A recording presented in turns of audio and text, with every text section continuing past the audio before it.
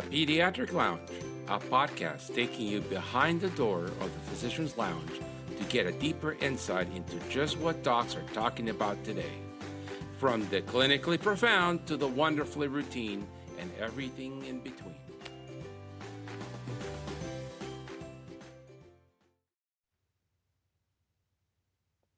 Good morning, George. It's Tuesday morning, and for those people who follow us, this is the first episode or 4 seasons, and we have a fourth season, and we have a phenomenal guest, someone with whom I share many dear friends, and I'm very excited that he has the time to join us today. Yes, I can't believe we've been doing this for going on the 4th season. I've been putting up with you all this time. It's amazing. Today we have Dr. Thom Mayer, and the topic for discussion is going to be leadership is worthless, leading is priceless. Take it away. I met Dr. Thom Mayer in 2024 at the funeral service of a mutual friend and colleague, Dr. Mike Alteri.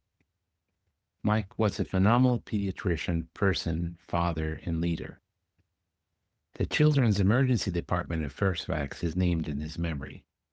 The words that Dr. Mayer spoke comforted us and made a lasting impression on me that day. His career is too extensive to recount, but he's a sports medicine, pediatric surgeon, and emergency medicine physician who led the Level 4 community hospital with a PEDS trauma center, mental health ED, and now just the pediatric side of that ER sees 100,000 kids a year. When we started back in 1995, Prince William Hospital saw 40,000 and Fairfax saw 60,000 patients.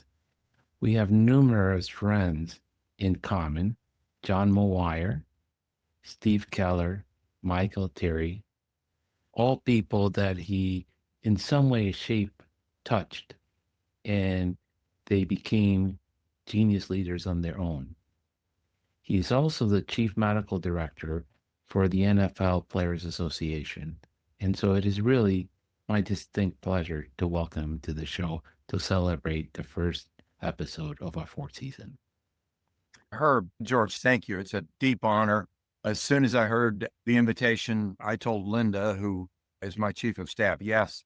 She said, "You didn't check your schedule." I said, "I don't care what the schedule is. Let's do this." Thank you for those extraordinarily kind words. I appreciate that a great deal. And any chance to remember our great mutual friend, Mike Alteri, good one. He left us too early.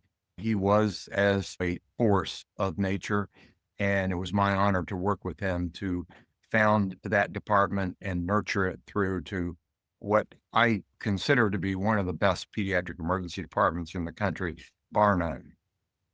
Thank you. Why did you transition from peds surgery to emergency medicine to peds emergency medicine? Well, I was in training and had intentionally done pediatrics first. My mentor in medical school at Duke was Dr. David Sabiston, and a great man, legendary. Many of your listeners will have had his Sabiston's textbook for surgery. And he advised me strongly that if I was going the pediatric surgery route, that I should do my initial year or two in pediatrics, since that first year, according to him, was learning how to take care of patients. And if I was going to learn how to take care of patients, I better learn how to take care of kids.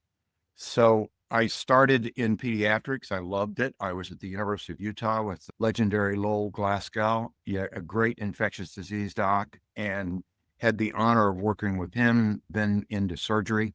And quite frankly, 2 things happened. One is I owed a commitment to the Indian Health Service, and they tend to interrupt your training because they don't need pediatric surgeons. And 2, Herb and Georgia, I honestly had gravitated to the place where my deep joy, perhaps we'll talk more about that, was more in the strict acute care, taking care of really sick kids. And that was more in the pediatric emergency medicine side of things. So I interrupted my training and went into emergency medicine, pediatric emergency medicine, and have never regretted it since. It's given me the most wonderful life that I could possibly have, and have, as the saying goes, no regrets whatsoever. Wow. And then let's talk a little bit about Mike Alteri. Mike Alteri came to Fairfax early 80s before pediatric. Yes, early age. He was at Children's and started moonlighting at Fairfax with my predecessor, a wonderful man named Bill Cassidy, who lived in Aldie, not far from where you are. Yeah. And it was resisted. You remember those days. The specialty of pediatric emergency medicine was resisted not by pediatricians, but by emergency physicians who claimed, who are you? This is my turf. What do you know that I don't know? And Mike was genius at that. For those who didn't know him, a big, bombastic Italian guy who looked like some cross between James Gandolfini and Tony Soprano and a panda bear. But it was my joy when I went in 1989. I was recruited from Florida, where we were living at the time, to Fairfax to become the chairman, really take the department in a different direction. And having an ally like Mike was pure genius for me, not of me, but for me to have that genius with me. But two is, and you guys know this, the problem with being an innovator, the problem with being a visionary, which Mike Alteri was, is if people don't share that vision, they think you're hallucinating. And there are a lot of people that thought that Mike Alteri was hallucinating. So we have to, for the younger members of the audience, I'm going to go back deep into memory lane. I don't remember exactly when, but sometime in the 80s, there was still not a specialty of pediatric emergency medicine, like residency programs, boarded. Many of my colleagues at Prince William Hospital, my partners, were surgeons, internal medicine doctors that are grandfathered in and then taking their boards. This was back in 1995. And pediatric emergency medicine was even newer. Few places were to train, no boards. And it was just like, what is this? And why are they doing that? So it was very innovative what you guys did. And Mike came because Steve Keller and him trained at Children's National. Right. And Steve Keller, pediatric intensive care, did not have boards until 1989, because I remember distinctly being an intern in Michigan. And my mentors, who were really great at PICU, studying like medical students in the library because they were going to take the first boards. So people don't remember all of this that's happened in our lifetime. And so Mike came to Moonlight for Steve Keller in the PICU. Then you came, and then you guys built with very little resources, because pediatrics gets little resources. You built a phenomenal children's hospital within a community hospital. And it is a marvelous thing, but the community part of it never left. And Mike eventually became the chairman of the department before he left us too soon. Yeah, Steve, as in many ways, the polar opposite of Mike, big, bombastic, just out there, funny, just the greatest guy you'd ever want to meet. Always wore polo shirts, whether he was the chair of the department or anything else. And Steve, very tall, quiet, unassuming, and yet brilliant, an absolutely brilliant clinician. And Steve and Mike and I shared a vision, again, that visionary hallucination, all that the problem was that we were training pediatric emergency physicians in fellowships, but number one, they're PGM, which is great, but they were trained in academic medical centers for academic medical center. And my training in the University of Utah, my focus on pediatric trauma, which was the first book that I ever wrote, was that's not where the kids are. The kids are in the community.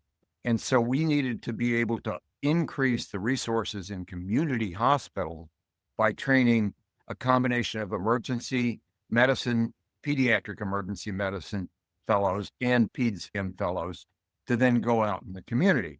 And dumbbell that I am, it never occurred to me the problem would be that we had created such a growing, vibrant department that our fellows didn't want to leave. They wanted to stay with us. Now, it eventually worked, but not until we got the bathtub full, if you will. And therefore, we ended up, as Herb, with an incredible faculty in pediatric emergency medicine. And now almost every department, certainly the Loudon folks, have a great pediatric emergency department, completely on par with Inova Fairfax, and a close collegial relationship. So the vision came through, and thank God we had Mike to help us with that. That's my only regret. I toyed around with the idea of asking Mike to be a fellow with you guys. And then I drifted off into other fields and I forgot to do the fellowship, and now I'm too old. But yes. Well, you're a Renaissance man, Herb. The world is your ken. So you're always thinking broadly and how to make kids' lives better. Yeah, thank you. You're very kind. So you wrote a phenomenal book. And I have to say, I've read a lot of business books. I didn't get an MBA like George, again, because I toy with the ideas and I'm like, I don't need that. I can read the books. But I think it's one of the top 5 leadership books and business books that I've read. It is an amazing book. I love your ability with language. Sometimes you're so articulate, and sometimes you're just like me. You cuss like a sailor, which is great. Okay. So the one passage that sticks in my mind as I'm listening to the audio tape is when you describe what I would just say, shit hitting the fan. Yeah. How did you describe that? Because it's phenomenal. I said when the scatological stuff hits the metaphorical fan. In emergency medicine, it always hits the fan. There's a new show, The Pit, on Paramount Plus or something, it's just like a shift at Fairfax Hospital. I didn't advise them. I was a script advisor for the first 5 years of ER. And of course, I claim that George Clooney was based on me, but that's a stretch to say the least. And you recount the story of how you actually became a pediatrician or physician because you were actually a theologian. You were at theology school. Do you want to share that story? I think it was Professor White. Yeah. So the story is I grew up poor, but with parents of immense character and integrity, and no one had ever gone to college. So my pathway to college and most was if you got a football scholarship, they paid for your education. Mine was slightly different because people play football to go to college. I went to college so I could continue playing football because I wanted to be an NFL linebacker and eventually had the chance to try that out. That's another story. But I got there, and about a third of the way through my freshman year, the head coach came up to me and said, Thom, I just talked to your academic advisor. And I was like, this can't be good news. And he said, no, she just told me that you haven't selected a major. And I said, a major what? What are you talking about? You didn't say anything about a major when you recruited me. No, you have to choose a major field of study. So I chose theology, in all honesty, because you didn't have to take tests. All you had to do was write papers and sit under trees and discuss things. And I thought, hey, I'm getting my education paid for. I get to play football, and it's not that hard. Plus, I had always, like you and George, had a healthy disrespect for the status quo ante. Lots of thoughts, even as a 4 or 5-year-old kid. What are we really here? Is this life? And all that stuff. I was at the end of my sophomore year, beginning my junior year, and 2 professors came to me, my theology professor, Dr. Campbell, and my biology professor, Dr. Prey. This sounds like Dante, allegorical, Dr. Prey, and said, has it ever occurred to you might have more influence on people and in life if you became a doctor versus being a theologian? And I didn't think about anything. I had 1 year forward fast, but I trusted these guys and I thought, why not? Because to me, a physician, isn't that some guy who sews up my face when I get kicked with a cleat or sticks his finger someplace I don't want it to be, says, turn your head and cough? Yeah, that's what I want to do. And that's all I knew what a doctor was. I trusted him. So as a junior, I'm taking classes that freshman pre-med students are taking. And the first class was Chemistry 101, taught by Dr. Keith White, the chairman of the Department of Chemistry, because the school I went to, undergrad, all introductory courses had to be taught, not by a TA, not by a junior professor, but by the chairman of the department. So we get to the first test. It's 100 questions. One of those thick, you guys remember the mimeograph purple. It had a certain smell to it and all that. Oh, It smelled good. really good. Yeah, exactly. It smelled great till he said time begins, and I flip open the front page, and question number 1 is a mole is Avogadro's number of particles, or then 5 answers, A, B, C, D, E. A mole. Who's Avogadro? I don't remember anybody named Avogadro. He's got a number? What's it? What do you mean? What's the number? A mole? I thought that was a critter. They can ruin your lawn if you're not careful, particularly out there in Leesburg. And so I thought, this has been fun. Let me head straight from here to drop ad and drop this course. So much for the pre-med stuff. So this is a true story. I didn't even read the rest of the question. I just went, in football, there's a route. It's called a slant and go route. And we call it a sluggo route. And that's what my answer sheet looked like. I just went A, B, C, D, E, D, C, B, A, and went all the way through the 100 questions. And at the end, there was an envelope, a blue envelope, and typed on it said, bonus question, if you get this question right, you get an A on the test, no matter what you did on the first 100 questions. And I thought, give it a shot. Can't be worse than Avogadro. So I open it up, and the question is, what's the name of the man who cleans this room every night so you can have a great place in which to learn? So was I the first person done on this test? You bet. When you don't read the questions, it does not take very long. So I walked up to the desk and I looked at Dr. White, and I said, he was shocked to see that somebody was done already. And I said, Dr. White, this bonus question. And he smiled and said, yes. And I said, you want his first name or his last name? He looked at me and said, Thom, if you can give me his first name and his last name, I'll not only give you an A on this test, I'll give you an A in this course as long as you show up and as long as you work hard. And I said, what if I can give you the names and ages of his 6 kids and his wife's name and nickname? He stood up, took his glasses off. You know how people do. Maybe you do that, George, and points and says, if you can do that, I'll not only give you an A in this course, I'll give you an A in every chemistry course you take, as long as you show up and as long as you work hard.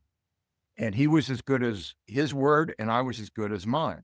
So the moral of the story, to the extent that there is one, is I became a doctor not because of my intelligence, not because I'm smart and articulate, as your audience will attest to, but because a janitor was nice to me and I was nice to him. And the reason I knew him is I didn't even get to the chemistry lab until football practice was over. I had written my theology essays. So about midnight when I got there was about the time that he got there. So I stayed in touch with him until he passed away. I still stay in touch with his kids.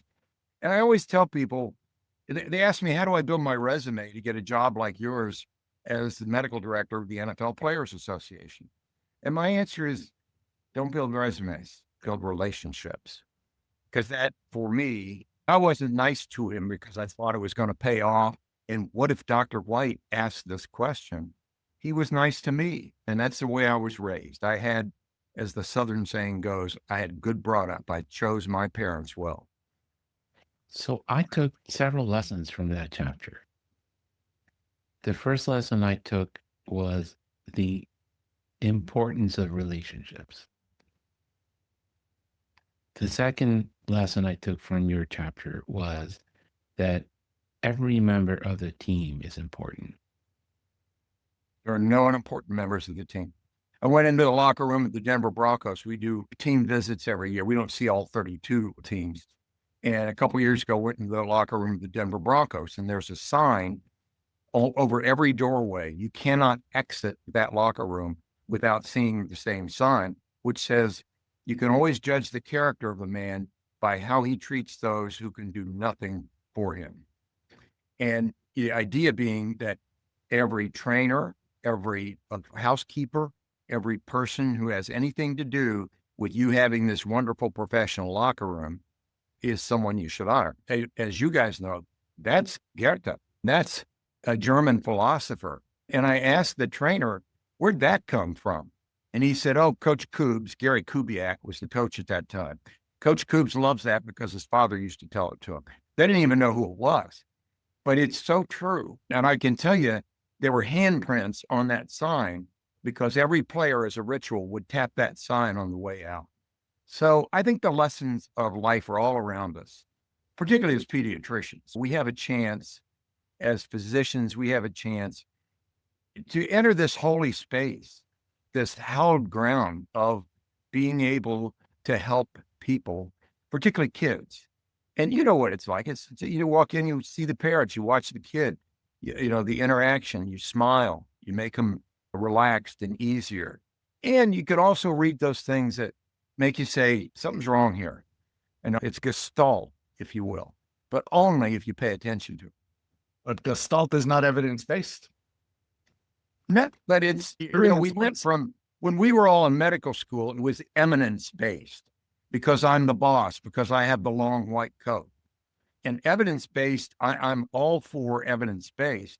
But to your point, which really has a double entendre, that is evidence. Gestalt can be very much evidence if treated as such. We've done studies that if you, and this is intuitive to us as pediatricians, if you come in the room and you sit down and get at eye level, alter the angle, change the plane, you completely change the interaction with that mom, that dad, and that child. Whereas if you stand at the foot of the bed with a white coat and cross your arms, your body language said, first of all, kid is scared crapless because it looks, oh my God, he's that needle, big needle he's going to stick in me. Whereas when you're open, so I think Gestalt, there's a whole bunch of people that would say it's not evidence-based, very much is. And if we did this kind of AI project, I'm always more interested in the I than the AI, the intelligence versus the artificial intelligence.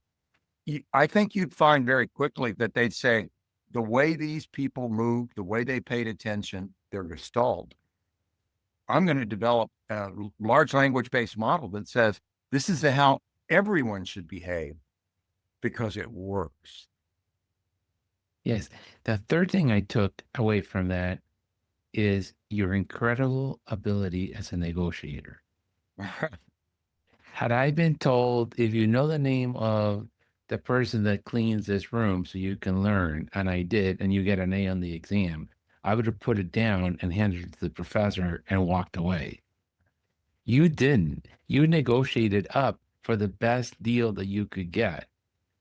And you did that as a very young person, and that was intuitive. I think I learned it from my parents. I learned it from, my father was a World War II veteran. I spent a lot of time around World War II veterans because I worked with my dad. He was an auto mechanic, had been a tank mechanic in Patton's Third Army. And watching those people, how they interact, how you get things done, how you get the end result. It turns out I've done a lot of business, of medicine, entrepreneurial ventures in terms of emergency medicine, pediatric emergency medicine, EMS, and all the things that go with it. The first and still only physician involved in the negotiation of a major sports contract, because in 2010, I participated very actively in the NFL, NFLPA negotiations on health and safety. And so I think, but if you think about it, George, to your place of the Gestalt, negotiation is a fundamental skill that should be taught in every medical school, in every residency. And is it, I think if we think back to our mentors and why we admired them, I always do that. I give a lot of talks on leadership to large professional societies and the huge hospital systems. And when I say, think of a good leader, why did you admire them? Why were they your mentor? What did they say? What did they do? Part of it is negotiation skills, the ability to take opposing ideas and be able to synthesize them into something that works for everyone. So thank you for that compliment. I appreciate that. My pleasure. So then the next chapter is the core of your book. We should all be leaders. We should not be waiting to be led. Contrarian title, and it's probably either too clever or not clever enough by half. Leadership is worthless, but leading is priceless. If leadership is worthless, to the point you made earlier, why are there 50,000 books on Amazon alone with leadership in the title? Why does Chat GPT says there are millions of articles on leadership? Leadership is just what you say. It's a noun, and anybody can say anything. And in our careers, which if you think about it is well over a century of experience, we hear a lot of people say a lot of things. But as our parents would taught us, talk is cheap. But leading is priceless because it's what you do all day, every single person in your offices, in my emergency department, in all institutions. Now, is there a thread there between Roosevelt Richmond, that janitor? I hate to use that term, but that's what it was called back then. And what I just said, sure there is. Sure there is. I think it's essential to be able to pull that together because the corollary, as you already mentioned, is we are all leaders. We are changing a noun to a verb. We're changing the noun leadership to the verb leading. So the leader you're looking for is you. The answers are not above us. They're within and among us. And we've been looking the wrong place, using the wrong language, and using the wrong part of speech. We've been using the noun, and we must embrace that verb. So every single mother is a leader, every bit as much as the CEO of a large corporation, a Nova's CEO, Novant's CEO. And the answers are in life are not in the C-suite. They're in the we suite. I'm going to ask you to repeat that because that's such a touching set of words. But my point is simply that every single person, every single mother, every person you encounter during the course of your day is a leader, leading themselves, leading their family, leading their children, leading their life in the active voice. There's no passive voice form of leading, to lead, if you will. And that, it reminds me, there's an old saying originally attributed to Philo of Alexandria, be kind, because everyone is fighting a great battle. It's actually Ian McLaren, a Scottish, that said that and used Philo of Alexandria as the person. When you walk through life and you wonder why somebody cuts you off in traffic or does this or doesn't do that. I spent 5 hours at Duke yesterday, my alma mater, and spent 5 hours in the airport waiting for the thunderstorms here in the Washington area to clear so we could fly in. Things got tense. People got angry. And it's like, why? How does that help? It just doesn't help. But if you think about everyone's fighting a great battle, I think it changes. It doesn't just change your view of life. I think it changes life. Back when Dr. Bravo was a wee bit of an intern, little doctor, they always used to tell us in residency that you're a physician, so you're a leader. But they had that hierarchy going. You're an intern, then you're a second year or third year, then you're the chief resident. It was that top-down approach. And then when he came out as an attending, the attendings were really top of the food chain. And but that kind of culture grows with you and it becomes you over time. So I was of the generation of the top-down approach, but as younger doctors were coming around, that was no longer something. So you had to do that team sport leadership, and a lot of people can't change. Yeah, you're absolutely right, George, because you're right. They told us we were leaders. Sometimes the words in the music don't match. I would say often the words music don't match. In the words, you're a leader, and the music, long white coat, short white coat, what we used to call the ice cream outfit, meaning white coat and white pants. How demeaning does it get? It's the most, healthcare medicine in particular has been the most authoritarian, particularly I trained in surgery. So it doesn't even worse, say more than that. But revert to what my mentor, Dr. Sabiston, said. At Duke, of all the places, a very high-powered institution and a very high-powered department of surgery, Dr. Sabiston would start every rotation with the medical students, and with the chief residents and all the residents assembled, he wanted everybody in the room at the same time.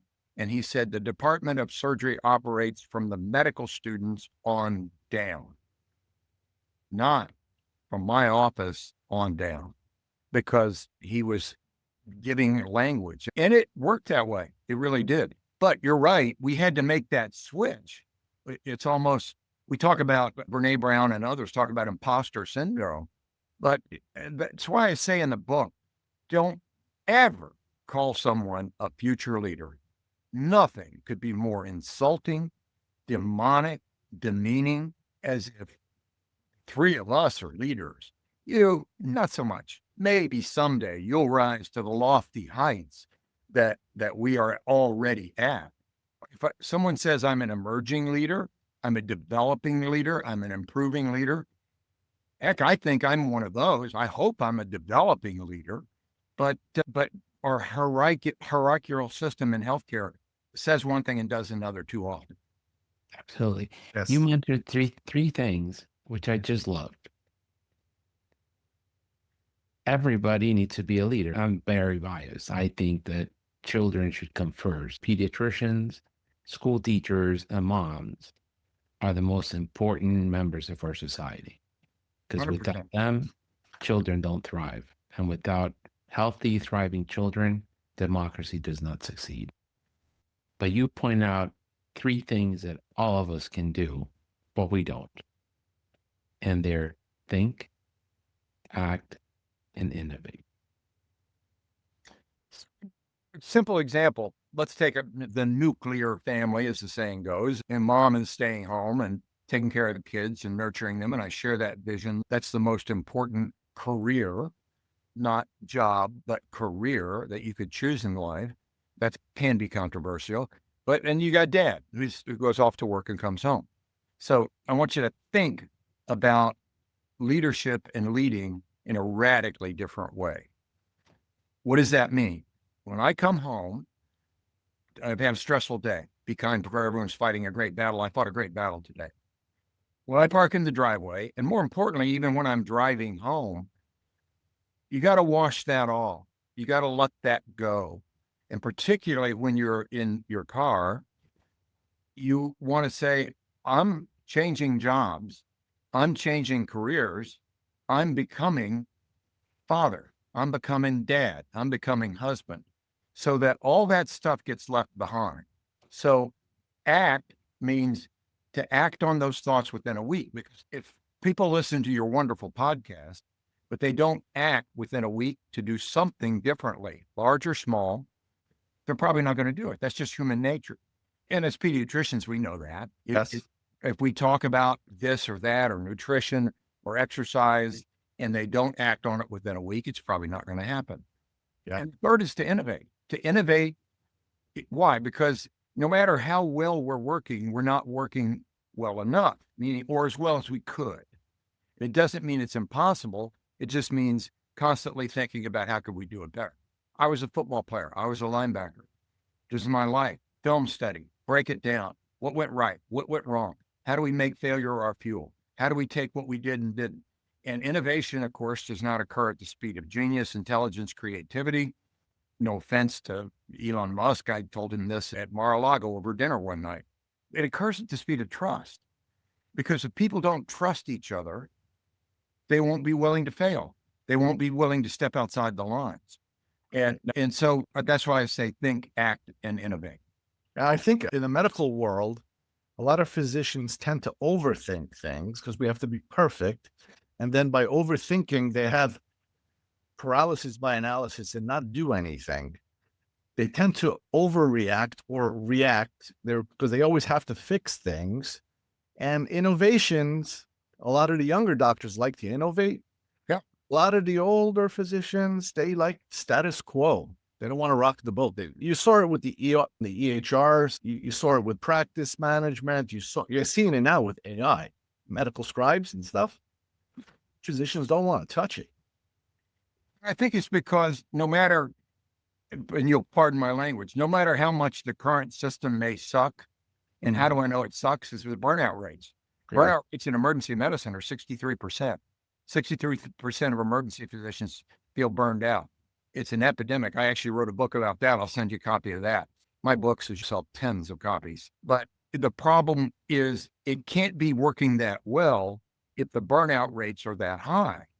And if that's the case, then the way we're working isn't working well enough, and we have to think differently.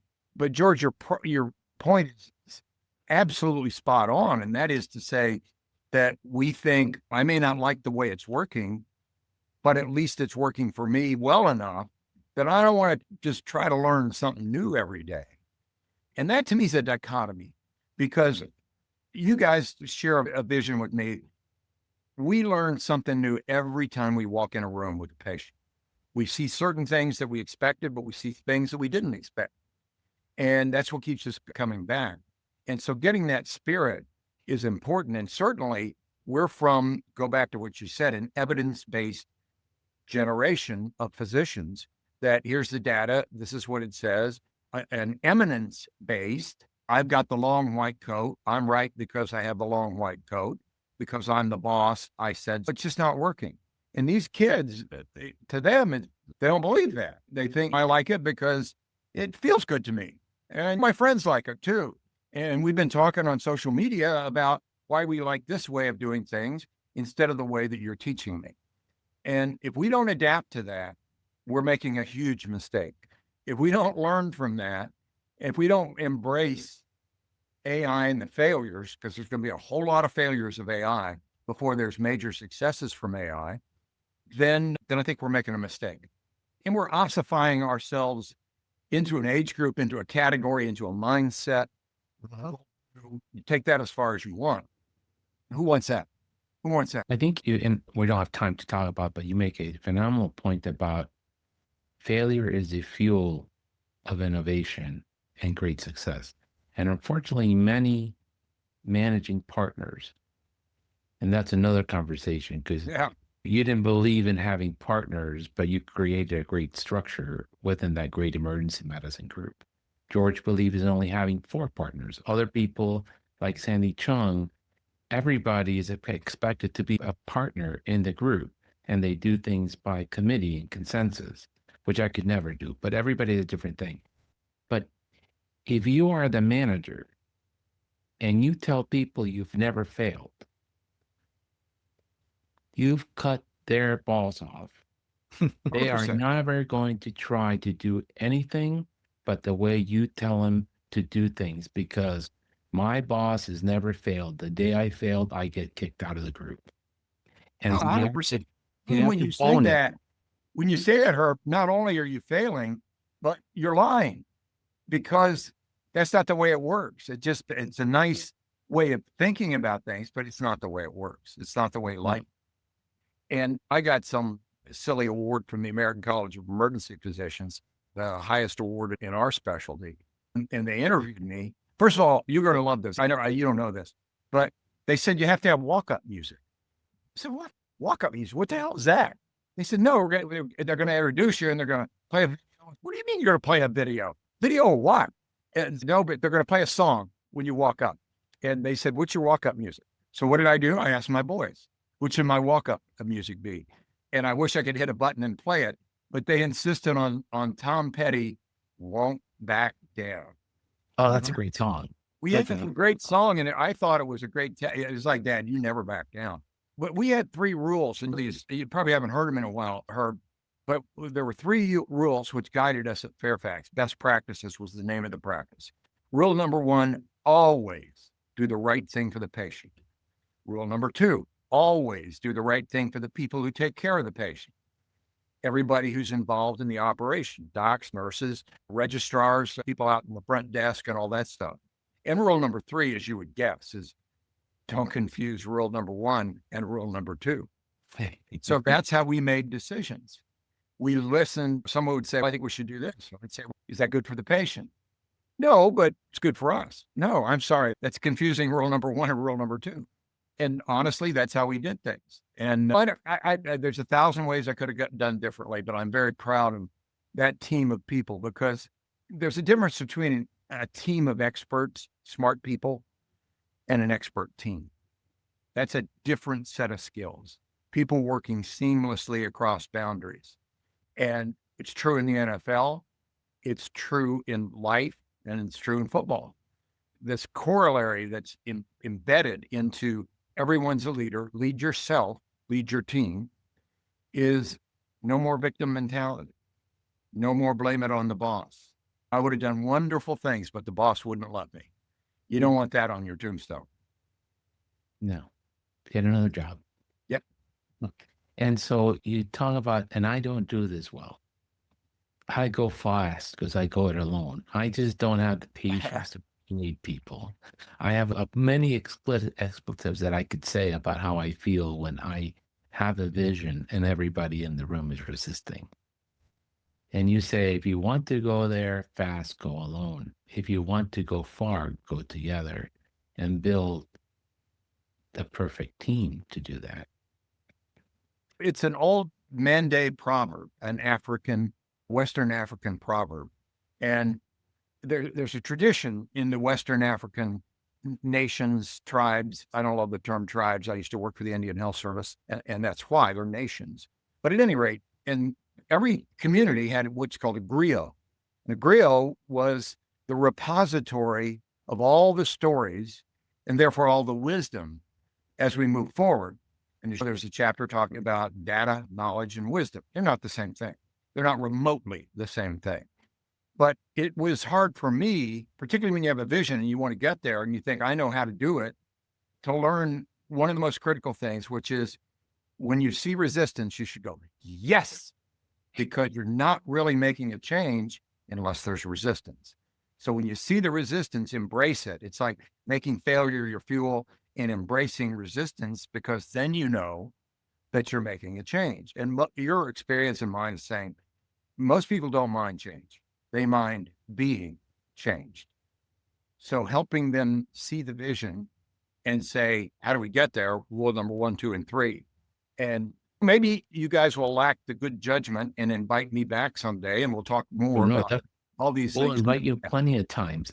I want to touch a little bit because this is very important to me. Team building is incredibly important. And you have two 3-letter acronyms that I think people should listen to carefully. BMW. It's not about a vehicle. It's bitch, moan, and whine. And what, to me, all this stuff, it fits. My wife thinks my next book should be titled, Everyone's Entitled to My Opinion. But if you say everyone's a leader, lead yourself, lead your team. If you say every person, certainly every physician, every nurse, every doctor, is a performance athlete, no different than my athletes in the National Football League, involved in a cycle of performance, rest, and recovery. Performance, rest, and recovery. And we've neglected rest and recovery. Future podcasts will talk about that. You embrace your life. You realize you leave behind this wistful, worthless word someday, and you embrace the word, actionable word, today. Today, I will be a leader. What's happened is, once you understand that, the generic you, understand that, there's no more BMW, bitch, moan, and whine. Yeah, you're fighting a great battle, but put your efforts towards the positive, making something happen, think, act, and innovate in a way that works. BMW's people are sitting on the sidelines. They want to throw rocks about why things don't work. I told you that never worked. Oh, the patient experience, that's the biggest comedy in the history of mankind. Instead of saying, come together, work together, not just be a team of experts, but an expert team. And then your other, and it does not stand for airway, breathing, and circulation, ABC. Your A players, your B players. All fundamental change, in my experience, and this is theology, behavioral science, is driven by intrinsic, not extrinsic behavior. So do it because the boss says so. I say to my audience, it's hard to believe, but I'm flying out this afternoon to Illinois to give a speech. And I say to my audience, why do people change? How do they change? And to illustrate that intrinsic change, not extrinsic change, is what guides us, is I always say, how many of you have kids? They raise their hand. I say, how many of you wish you didn't? And when people laugh, I say, oh, that's another one. That's over cocktails tonight. But my point is, when you say, kid, you can walk in and your kids are fighting. And you walk in and say, stop that. And they say, why? And you say, because I'm the mommy, because I'm the daddy. How's that going? Not too well. Not too well. And it never does, because that's biblical, you'd call it, or logic, you'd call it the argument from authority. Back to what we were talking about earlier, George, the long white coat, the eminence-based approach. And so I use the term A team, B team, meaning there are days you go to work, you see the people we're working with, you think, bring it on. This team's going to kick butt, take names. I don't care what comes through that, in my case, ER door. They're going to make it happen. And I say to the audience, what do you call them? The A team. What are the attributes of the A team? Positive, proactive, can do, job descriptions, do anything it takes to make the day go better, etc. And the problem, of course, is, are there days you go to work, you see the people you're working with, and that you say, shoot me, give me 2 guns. I don't mean to be offensive, but that's how people feel. So what the hell makes a schedule around here anyway? I worked with you last shift. Now I got to work with you again. What do you call that? I was in South Florida on Monday, and I said, what do you call that? Because that was the F team. I said, no, we can't go there. It's a mixed audience here. But most people will call it the B team. What are the attributes of the B team? Negative, reactive, poor communication skills. And the way I make people understand that the number one reason to get all these things right, to play on the A team, is this: it makes your job easier. How do I know that? Simple. I throw up a slide. How many B team members does it take to destroy an entire day? One. They yell. And so all I'm doing is illustrating what they intuitively already knew. They know what the A team is. I didn't invent that. I absorbed that from them and used their collective experience. I've given this to over 50,000 people. I counted up the other day. It's just an observation that I made of what they already knew. But as you guys know, a lot of times when you show people what they already knew, a lot of times it's like, why didn't you ever tell me before? You already knew it. You just didn't realize you knew it. Do you think that having a medical degree or an MD or a DO gives you automatic entrance into the A team? No, absolutely not. Is that? We can list the people that we had that we worked with, the people that when we were coming But up. I worked really hard for this medical degree. Man, So many years of my young. you're good at one thing. I'm looking down at a guy digging a ditch. Yeah. He's working hard. He's working really hard. But he didn't Well, even go his 20s to work, and he doesn't have a $200,000 student loan. So I should be given automatic entrance to the A team. George, you're playing a role, and I get that completely. I know, Let's I know. our So listener misunderstand that. So And if you go wanna- ahead. I might say. if you want to have a high performance team, you hire badasses. Yeah. Yeah. Like Herb. No one wants me on their team because I am not an agreeable person. I'm just shaking the trees to get to the next innovation. Yeah, so the military would say, to foot stomp what you just said, George, and thank you for playing that role so effectively. An education, a degree, doesn't entitle you, it educates you. And the question, what are you going to do with it? What are you going to do with it? Are you going to be able to put that to work in a way that's human, not just cerebral, so that people benefit from it? Because the only reason to ever walk into a patient's room, give a speech, write a book, any of those things is to help people. And those that say, I am the doctor, it's a great idea. It just doesn't work.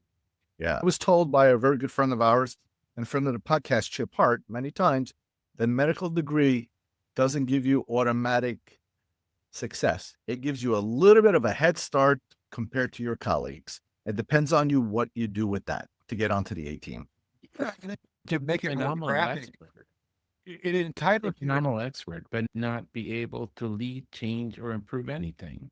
But you're a phenomenal genius expert. Yep. You're just using it to change the world. It also entitles us, just like CEO. I spoke to the American College of Healthcare Executives, 1,000 CEOs in the audience. And you can imagine how things like, it's not the C-suite, it's the we-suite that matters. How that went over with that audience, but it actually went over quite well. When you begin to think about it, as doctors, we get to do stuff that, it's like, are you serious? You asking me these questions? That's a personal question. You're putting your hands places that, you know, if you weren't where you are with the degree that you have, you'd be written up on charges for doing. And we'll talk about the surgeons. You get paid a lot of money to stick a knife in human beings. Any other scenario outside of the operating room, you'll be sent to jail for 20 years. And should be 100%. Yeah. You have a wonderful story about how your philosophy of don't suck up, suck down saved a human's life and discovered the anthrax attacks in DC. Yeah. So the first place I learned it was at the Pentagon on 9/11. If I move right there, that flag on the side of the Pentagon actually was my idea because I was the command physician there. And so the thought entered my mind, you're down there. This is one of the major catastrophes. All of us, everybody listening remembers exactly where they were and what they were doing on 9/11. I see your American flag there as well. But I'm in command, the command physician, and I'm not sure if it shows, but there's a vest over there that I wore. It says command physician.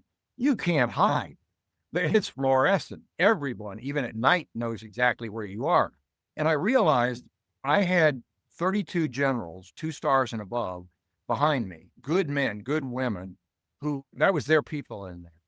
I could have done what a lot of people would have done and sucked up to those generals, and that wasn't going to do anybody any good.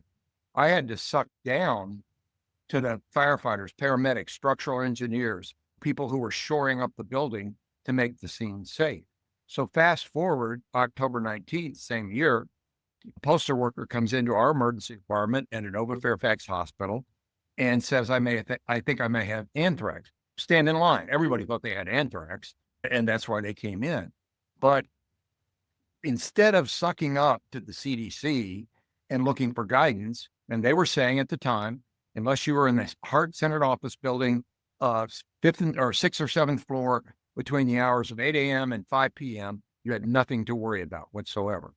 And had I and Cecile Murphy, the clinician who saw the guy first, listened to that suck-up type of mentality, he would have died. But she paid attention to him, and she saw he was slightly tachypnic and tachycardic, and he was very attuned to his body and said, I just don't feel right. She called me and said, look, his mediastinum looks a little bit wide on his chest x-ray. I said, get a CT right now, and I'm on my way in. So we sucked down. We listened to the patient, saved that guy's life. 2 days later, another postal worker from the Brentwood facility, which is where that letter went through on the way to Senator Daschle's office. And I find that metaphorically appropriate and actionable. Think, act, and innovate. That's what we should be doing, is sucking down, not sucking up. And if that gives offense to anybody, apologies, but it's for a purpose. I think that's called the art of medicine too. Yes. George, you don't know this. Herb probably does. Our group, Best Practices, we believed in 3 things. The science of clinical excellence. Correct. We are an evidence-based practice. Don't tell me that's not the way I do it, because we're going to agree as a group on what we're going to do, and then we're going to move forward. Number 2, the art, we called it customer service. Now they call it patient experience. And number 3, the business of execution. This is a business. It has to be funded. Don't make any apologies for that. Now, don't make any decisions based on that if it's not for the good of the patient. Those 3 things, science, art, and business. And I think that's what healthcare is. I like that. So I'm gonna tease your brain a little bit. Sure. Because I love that slogans are worthless. So George, what is the slogan at RBK? We have our slogan: primary care when you want it, urgent care when you need it, services provided by physicians, because I thought that's what people want. Okay. Love it. I'm going to tell you what my vision is in type 1 diabetes. We are running towards the cure. And my mission is redefine type 1 diabetes as the immune disorder that it is that leads to end-stage pancreatic failure, and screen early to prevent DKA and help the researchers find a cure. Oh, I love both of those. And I'll tell you why. It's not to be pandering, like that was going to do me any good anyway. Kierkegaard said, the fundamental injustice of mankind is that the most important questions are simultaneously those asked least often. And I think what you two have done with those 2 statements is reframe the whole way you view, number 1, what you do on a daily basis in response to what the patient wants and the family wants. And number 2, How are we ever going to fix type 1 diabetes if we don't refocus on what the fundamental issue is? And thank God we live in an age when not only do we not do bloodletting, but you can target the specificity with which you can design a drug. Think about the sodium channel blockers, NAV 1.8, 1.9, pain medications that are now highly targeted towards handling things that we give them Tylenol, we give them NSAIDs, we give them narcotics and things like that. Now we can give them something that specifically deals with the biochemistry. Same thing with sleep issues. For years, Benadryl, Ambien, all those different things that we tried. Now, as you guys know, there's DORAs, dual orexin receptor agonists, which instead of trying to make you drowsy, do what? Shut off orexin, the wakefulness center. So you go to sleep and rest well with the right sleep architecture because all you're doing is shutting down the wakefulness. Unheard of. And that's going to happen, I'm convinced, Herb, in type 1, because we're now understanding, as you said, that's an immune phenomenon. Yes. And then the next one, which was, I so much agree with your book, but this was I just loved you 10 times more than I've always admired you now. When you said, will AI replace humans? No. So that's why I say I'm a lot more interested in the I than the AI. I'm interested in the intelligence. What defines great, not good, what defines great care, in our case for physicians, but great anything, automobile business. I used to pour concrete when I was a kid, loved it. What makes that great? If you take, for example, I'm a huge fan of robotic surgery. One of my best friend, other than my wife, is a guy I went to college with, an Israeli, who's now a robotic surgeon in South Florida. And I got the chance to scrub with him. I say scrub. It's like a chart. We don't have charts anymore. We have electrons. Scrub, you don't have to scrub. Why? He's at a Da Vinci robot, and I'm right next to him. I don't have to scrub anymore and watching what happens. But if I say, okay, let's use AI to drive how we do robotic surgery, and pardon my language, but if we take 1,000 shitty surgeons with shitty results, with long anesthesia times, and use that as our large language model, what do you think you're going to get? You're going to get the best of the shitty surgeons. Whereas if the intelligence of what makes excellence, including outcomes, very specific outcomes, including patient experience, how that patient feels about that surgeon, even though the work got done when they were knocked out cold, their ability to get back to work, all those kind of factors. And you take 1,000 of those, still a large language model, but it's a completely different outcome. And I'm convinced we'll get there. I'm not anti-AI by any stretch, but I think, like you were saying, how do we define type 1 as an immune disease? It's how you frame it that makes all the difference. So you're bringing a lot of concepts into the audience may not know, but one of my favorite words is garbage in, garbage out. Is it the same deal? Data is just the garbage, the noise. And you explain that in your book, and then you go, there are some bright people that from the data can derive knowledge. That's the middle ground. And perhaps the AI models can derive knowledge if you feed them the right data, not just garbage. But I think the beauty of humans, other than our ability to love each other and have relationships with each other, which a machine will never be able to emulate, is what you say in the book is once you have the knowledge to develop the wisdom or the art, which is our profession. And I do not believe that any computer model will ever able to develop knowledge and emulate the healing touch of a hand on a distressed patient. And the sound of a voice, the genuine understanding of, I always tell my medical students, don't ever say to a patient, I know how you feel, unless you've had whatever disease they have. I can imagine how you feel. I can't imagine how you feel. All those things, they work. They work because it puts you in the right perspective, and it helps the patient the first time you say to a patient, I know how you feel, it's, you know how I feel. And so a barrier goes up, as well it should. But I do think that AI can help us with the data part in a way that frees us up. Because if AI doesn't make our job easier eventually, despite the failures, which there will be, make failure your fuel, then what's the point? If it makes our lives harder and more complex, then something's wrong here. Yeah. Yeah. Tremendous. It has tremendous potential, but it will never get to the wisdom level that you describe in your book. Margaret. That, And interestingly, Herb, I've talked about that with I was just down at Duke and with major AI people who are leading large healthcare systems, and every single one of them agrees with us. yes. Yeah. To close the show, I'm going to ask you, how and why should we ask beautiful questions? So the great poet E.E. Cummings, who all of us loved because he didn't use punctuation, and we felt maybe we don't have to either. All these rules and all that kind of stuff and gerunds and things like that. But he said, always the more beautiful answer who asks the more beautiful question.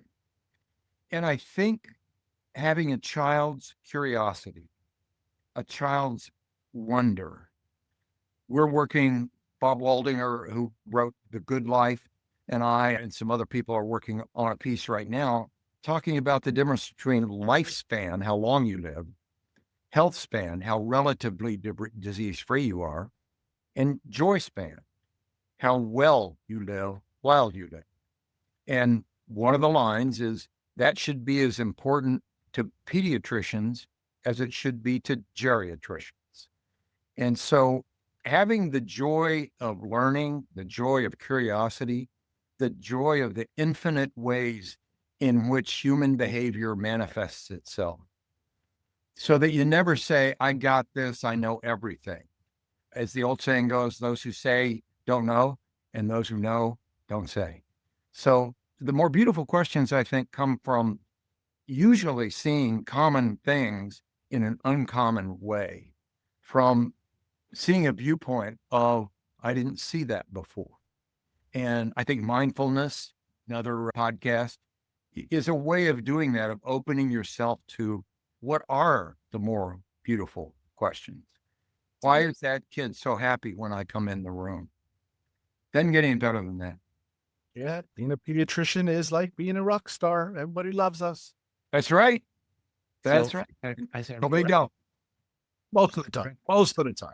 So as I read your book, I'm going to talk about how great I am, because as I was reading your book, you don't mention mindfulness. You call it something different that you learned as a theologian. And that struck me because I've read a lot of mindfulness, including John Kabat-Zinn Yeah. in Boston and the work he did with chronic pain management and depression. And then you mentioned, I call it happy psychology, but it is positive psychology. And I've read a lot of Marty Seligman's books. Yeah, Marty's a great guy. And for those of you who don't know him, is one of his best books, probably Flourish. And he speaks about how, as a psychologist, he got tired of just studying the sick people. To your point, why look at the shitty data that the surgeons that are shitty are doing? Let's look at the people that are full of joy and try to put that data into a model to let people rise to joyfulness, not just not depressed. And then the killer, because I don't think anybody else but you and I have read this book, is Flow by the Blue psychologist. Mihai. I can't say his last name. Can we say it again? Mihai Csikszentmihalyi. An incredible work. Here's how he explained to me, because he was a friend. He passed away a couple years ago. He said, he's Eastern European, just lovely accent. I can't mimic it at all. He said, Tom, it's easy. Think about college. It's like, college? And he goes, yeah. What about college? And I didn't get it, of course. And he said, and most people called him Mike. He said, Chick sent me hi. So that was how he told me to remember. Chick sent me hi. So that's how I remember. And what is flow? Because you use flow in your organization, and your patients, the NFL players, certainly experience flow. What is flow? Yeah, I can't fully do justice to his incredible work. And for your listeners, it's not easy to find anymore, but there are actually DVDs of the book, Flow, the psychology of the optimal experience, which was his scientific study, PhD. But it's being in the moment, fully immersed in the moment, without sense of time, without sense of constraints, without sense of barriers, where every motion seems to have a purpose. When you talk to surgeons, emergency physicians, pediatricians, football players, hockey players, talk to Wayne Gretzky about this, things slow down. They don't speed up. They slow down. And I can tell you, when I got to the Pentagon, my pulse rate dropped, not increased. And you get that sense of, fundamentally, this is why I am here. Mark Twain said, or was reported to have said, he probably said it and never wrote it down, the two most important days in your life, the day you're born and the day you find out why.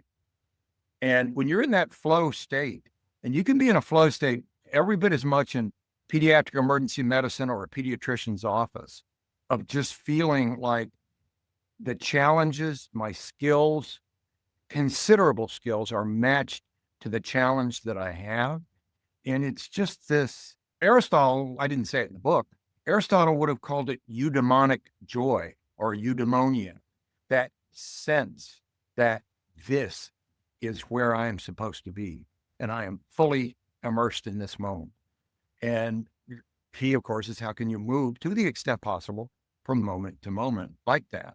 And then, as we say in the new paper, the generative joy, the joy of generating, creating something that is eudaimonic for other people. So again, everyone's entitled to my opinion. And when you lecture, I am sure you reach a peak of flow, because that is one of your inner joys. Oh, sure. Because I experienced this, I don't remember what happened in the podcast until I listened to it again. When I lecture on T1D, I don't remember what I just said. I'd sit down and I don't remember what I just said. That's because you're getting older. George was waiting. But I think it's talking about setup. touching the inner joy that time stops is not a factor anymore. I think that's absolutely true, number one. And number two, again, the theology major in me, you say, well, why is that? And that is, what you said is you. It's no more other than anything could be. It's you. And therefore, what did I say? I said me. I said what I believe. I said from the depths of my soul what I feel. And people ask me all the time, Doc, you always talk about deep joy. What's your deep joy? My deep joy is helping other people find and fully express their deep joy. What wonderful words.